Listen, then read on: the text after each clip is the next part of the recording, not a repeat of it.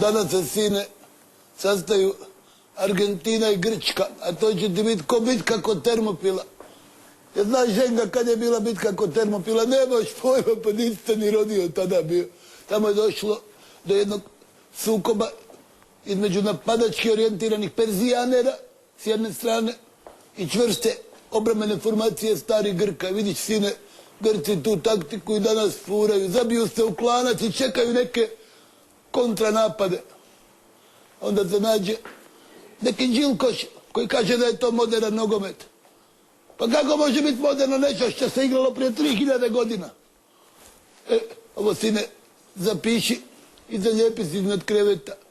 I Rehagel, i Mourinho, i onaj mobitel Eriksson, su ti obični plagijatori, kao izmislili obrambenu taktiku, a kralj Leonida još šta tako odigrao prije 3000 godina? Sine moj, a šta me ti tako gledaš? I vi ste isti.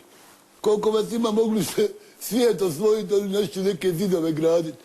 Sad sam htio reći, s druge strane, Argentinci će odigrati kao Perzija na Termopilu. Forsirat će napadačku taktiku, jer je Maradona pljunuti kralj Darije.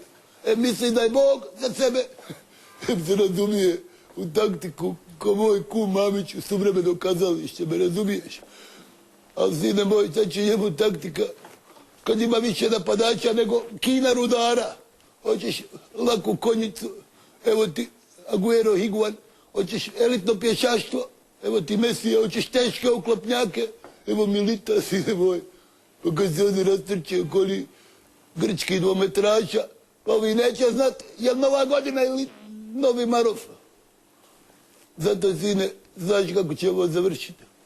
Izginut će Grci ko na Termopilu, svi do jednog. Šta se ti rastužio? Pa to kažem figurativno, izginut će, neće niko izginut, Boga.